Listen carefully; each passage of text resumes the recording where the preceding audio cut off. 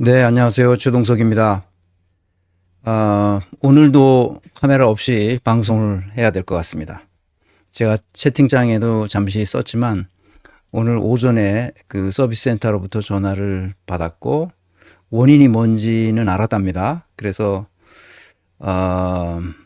이게 좀 고치겠다는 거죠. 그래서 고치라고 했더니 수리 비용이 얼마인데 언제까지 가능하다고 합니다. 그래서 그렇게 수리하라고 내가 기다리겠다고 그랬습니다. 그랬더니 언제 수리가 완료되냐 했더니 다음 주에나 되겠다고. 근데 뭐 언제인지 약속하기는 어렵다고 그럽니다. 그래서 수리하는 인력이 그렇게 많지 않은 모양입니다. 하여튼 어쨌든 다음 주까지는 다음 주 뭐 중이라도 할 수 있으면 영상을 같이 보면서 대화할 수 있도록 그렇게 하겠습니다. 뭐 다른 방법도 있다는데 그런 거 신경 쓰고 싶지 않고 그냥 카메라 고쳐지면 내가 하던 방식을 계속 이어서 하겠습니다. 자, 그러면 오늘은 이제 윤석열과 김건희가 쏘아 올린 추악한 막장 드라마입니다. 이들을 처벌해야죠. 채팅창에 썼듯이 이들은 반드시 처벌해야 됩니다. 아주 강력한 처벌이 있어야 됩니다. 민간 영역에서 그 사인 간에 서로 다툼이 발생하는 경우 뭐 서로 이런 사정 저런 사정을 감안할 수 있겠지만 이 공직자, 특히 고위 공직자는 조금도 잘못이 있으면 안 되는 직무입니다. 그러니까 그런 직무 담당자들은 조금이라도 거짓말한 것에 대해서 추상 같은 철퇴를 내려야 됩니다. 아무리 실수할 수 있죠. 이것이 실수인지 의도적으로 그렇게 한 것인지에 따라서 다를 수 있는데 지금 이 막장 드라마는 그 주인공이 있어요. 이 드라마에. 그 주인공들은 아마 상당히 오랜 세월 감옥에 가 있어야 될 것 같습니다. 국가를 이렇게 망칠 수가 없어요. 그리고 조연들도 있는데 조연들도 아마 그 거짓말을 한 공직자들, 국회에 나와서 거짓말한 공직자들은 그에 따르는 강력한 처벌을 내려야 됩니다. 왜 그렇게 해야 되느냐? 공복이기 때문에 그렇습니다. 공직자는 추호의 오류도 없도록 직무를 수행해야 합니다. 왜 그러냐? 공직자가 직무를 잘못 수행하거나 오류를 일으키면 국민의 생명과 재산을 잃어버립니다. 굉장히 위험하죠. 그래서 단 1mm라도 어긋남이 없도록 해야 됩니다. 그런데 어긋나게 만들었다? 그것도 일부러 자신의 사적 이익을 위해서 고속도로를 휘게하고 주가를 조작하고 그리고 검찰을 불러다가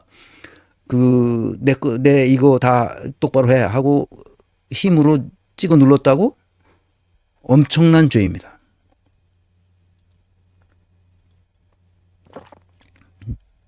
그래서 다음 시간에는 용서하지 말라는 제목으로 강의를 할 텐데요. 용서해서는 안 됩니다. 절대로 용서해서는 안 됩니다. 할 수 있는 최대한의 형벌을 가하도록 해야 됩니다. 그래야만 고위 공직자는 절대로 거짓말하면 안 된다는 사실을 분명하게 메시지를 전 국민에게 줘야 됩니다. 이것이 인사조직론의 아주 기본입니다.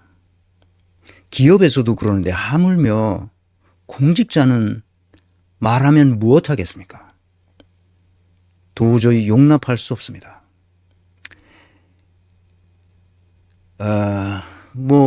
보니까 더 디플로맷인가라는 인터넷 매체, 굉장히 아주 전문적인 인터넷 매체입니다 보니까 거기 김건희가 우리 한국 정치의 시한폭탄이 됐다고 썼는데 그걸 쭉 읽어보고 제가 깜짝 놀랐습니다. 한국 신문에 나는 거는 이 일도 아니에요. 과거에 무슨 뭐 콜고리랬다는 둥, 뭐 또 빨래 건조되었다는 둥, 또 뭡니까 그 사기꾼이라는 동 체코 언론이 최근에 사기꾼이라고 그랬죠. 그런 거는 유도 아니에요. 그 입으로 내가 뱉을 수 없을 정도로 그런 것을 그도 디플로맷이라는 매체에서 아주 공공연하게 썼습니다. 내가 그거를 오늘 인용할까 그러다가 너무 심해서 내가 인용은 하지 않겠습니다. 보실 분들은 보시면 되겠습니다. 또 디플로맷 김건희라고 영문으로 치면 나옵니다. 일주일 전에 나온 기사인데요. 도저히 이거 미국 사람들이 이게 워싱턴 DC에 있는 본부가 워싱턴 DC에 있습니다. 아시아 태평양 지역의 정치, 경제, 군사, 외교의 전문지입니다. 근데 김건희에 대해서 나왔는데 너무 적나라하게 나왔어요. 와, 그 장모 얘기까지 다 나왔습니다. 내가 그걸 읽으면서 너무 낯뜨거워서 내가 한국인이라는 사실이 부끄러웠어요. 진짜 부끄러웠어요. 정말. 이건 어디서부터 시작된 거냐? 거짓말부터 시작된 겁니다. 댓글 읽어보게 합시다. 그냥 좀 마음을 누그리고.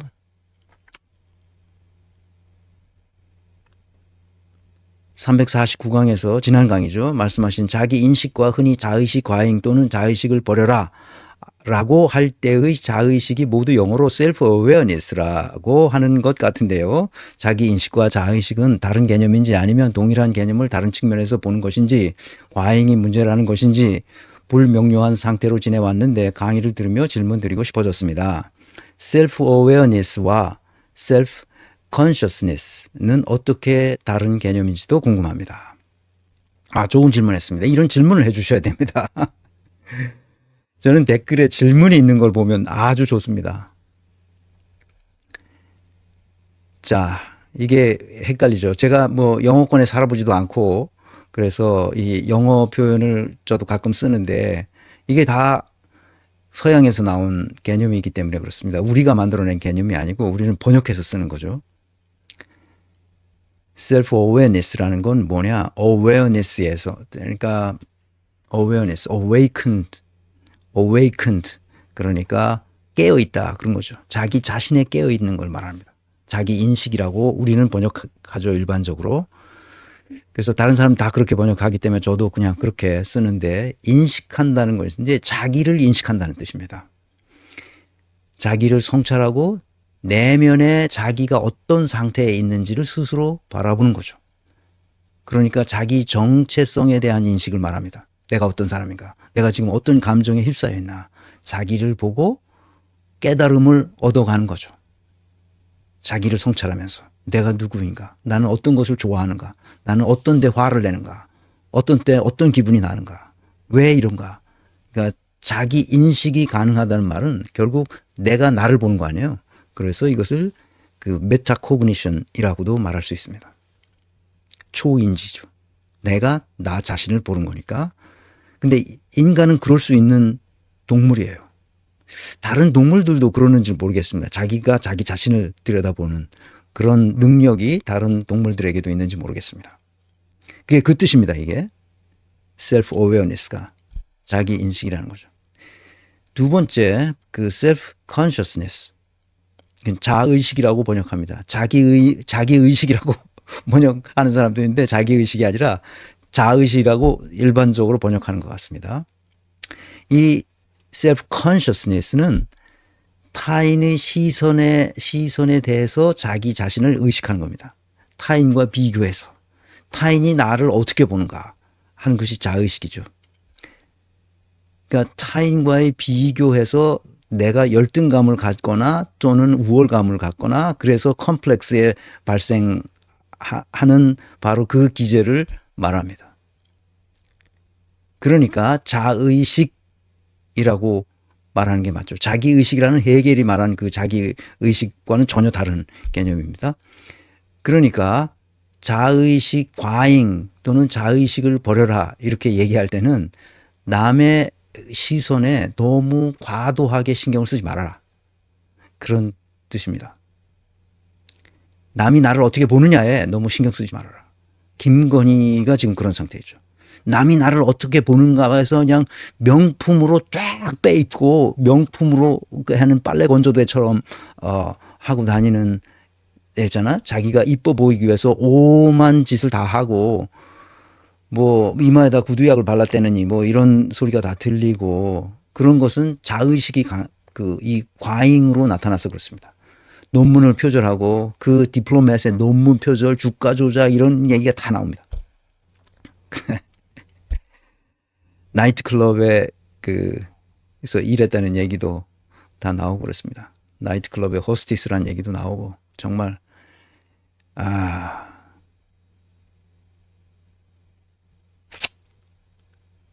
한나라 대통령의 영부인이라는 사람이 온갖 나쁜 짓은 도맡아 했어요. 그런데 자의식 과잉으로 어떤 문제가 생기느냐. 열등감 또는 우월감 컴플렉스 속에 빠져 있는 거예요. 그럼 이 컴플렉스가 뭐라 그랬어요? 융 선생이 말할 때 그것은 홀령신앙이 가져오는 이 세계가 자기를 그렇게 바라보게끔 하는 뭔가가 있어서 나는 그렇게 할 수밖에 없다고 컴플렉스가 자기 자신을 먹어버린 거예요. 그냥 자기 자신은 사라지고 컴플렉스만 남은 거죠. 그게 자의식 과잉이에요. 그래서 자의식 과잉 상태에 있는 사람들이 때로는 다른 사람과의 경쟁을 통해서 자기 능력이 있기 때문에 경쟁을 통해서 뭔가 이겨보려고 하는 노력을 하는 과정에 사회적 성취가 일어나는 경우도 있습니다. 그러니까 자기 개발서 같은 거를 열심히 봐서 그걸 따라해서 뭔가를 성취해 보려고 노력하는 사람들이 자기 개발서를 읽는 사람 중에 우리나라에 특히 많습니다. 자기 개발서 쓰는 사람도 그것을 노리고 자기 개발서를 쓰죠. 자기 개발서는 그걸 읽어보면 아시겠지만 자기를 착취하는 방식이에요. 자의식 과잉이 가져오는 아주 퇴행적인 방식입니다. 자기 자신을 스스로 착취하는 거죠. 그래서 자기 개발서를 절대로 읽지 말라고 내가 말하는 게 바로 그것입니다. 내가 자기 개발서를 쭉 훑어본 결과 이 심리학적으로 다 사기꾼들입니다. 자기 개발서 뭐 아침형 인간이 되라 아니 아침형 인간이 돼서 뭘 어쩌려고. 우리 사회의 구조와 시스템의 문제는 차치하고 순전히 한 사람이 다른 사람보다 더 경쟁해서 이기도록 하려고 자기 스스로를 착취하는 이 멍청한 방식이 바로 자기계발서예요. 유튜브에도 지금 그런 게 많아요. 그걸 보고 앉아서 뭐 자기가 어떻게 한다고 아주 바보 같은 짓입니다. 심리학적으로도 그 인생이 나중에는 반드시 불행해집니다. 김건희가 인생의 종말이 불행할 것이라는 것은 이미 이명수 기자와의 7시간 녹취록을 보면 알 수 있어요. 이 여자애는 인생이 아주 불행한 상태로 종말을 맞겠구나 하는 걸 예측할 수 있죠. 그것은 그와 같이 살고 있는 윤석열도 똑같은 경우를 겪을 거라고 생각합니다. 둘이 뭐가 잘못됐는지 모르는 거예요, 지금. 여기서 한 가지 철학자들이 쓰는 개념이 있는데요. 아시겠죠? 그러니까 자의식 과잉으로 뭔가 성공에 대한 동기부여가 아주 가득 차가지고 뭔가를 자기가 해내고야 말겠다 이러는 사람들은 조심해야 됩니다. 참고로 비슷한 말인데 intentionality라는 말이 있어요. 그건 철학자들이 하는 용어인데요. 그러니까 주체와 객체의 관계에서 이 사물이든 타인이든 인간이든 아니면 동물이든 아니면 이 물체든 간에 그것을 경험하고 이해하는 것을 있는 그대로 자기 의식 수준에서 기술하도록 하는 현상학자들이 쓰는 말입니다. 현상학에서 나온 말이에요. 에드문드 후설이 이 말을 시작했습니다. intentionality라는 말이에요. 지향성이라고 번역해요. intention이라는 게 의도하는 거잖아요. 의도를 가지고 있어요. 그러니까 내 의식이 항상 무언가를 지향하고 있어요. 의식은 그대로 그냥 아무것도 없이 있는 게 아니야. 의식은 뭔가를 항상 지향하고 있거든요. 그래서 지향성이라고 우리말로 번역합니다. 그 지향성이 내 마음속에서 일어나는 그 지향성이 어떤 대상을 가지고 있을 텐데 반드시 어떤 대상이 있죠. 그것이 사람이든 물체든 그 대상에 딱 들어가서 의식이 그 대상에 가서 닿는 순간 그 대상을 경험하고 그 경험한 것을 그대로 쓰는 거예요. 그것이 어떤 감정을 일으켰는지 그 경험한 이후에 어떤 이해가 있었는지 그것을 어떻게 해석했는지를 그대로 쓰는 겁니다. 그것이 기술현상학이죠. 그것은 사실이니까 그걸 가지고 나중에 인간이 어떻게 그 상호작용하면서 이 세상에 대해서 옳은 방향으로 갈 수 있도록 하는지를 그 학문적으로 정리해 간 게 바로 현상학입니다. 에드먼트 후설이 그래서 그 지향성이라는 말을 intentionality라는 말을 씁니다. 그 현상학에 대해서는 아직 말씀을 안 드렸는데 이건 아주 그 좀 복잡하진 않아요. 그냥 있는 그대로 기술하면 기술 현상학으로 나가기 때문에 나중에 기술 현상학을 넘어선 현상학들도 나오고 그랬습니다. 이해하셨죠? 이제 그 self awareness 자기 인식이라는 게 뭐고 그 self consciousness가 뭔지 그 차이가 뭔지 그다음에 철학자들이 생각하고 있는 intentionality 지향성이라는 게 뭔지 거기까지 말씀드렸습니다. 이거 가지고도 한두 시간 얘기하면 더 확실한데 그냥 이 정도로 넘어가겠습니다. 얼굴 보여주세요. 어떤 분이 이런 댓글을 쓰셨습니다. 네, 얼굴 보여. 저도 이렇게 보면서 2년 넘게 강의를 했더니 얼굴이 갑자기 안 나오니까 저도 이상해집니다. 그래서 다음 주쯤에 얼굴이 나올 수 있을 것 같습니다. 그 서비스 센터에서 잘 고쳐주시겠죠.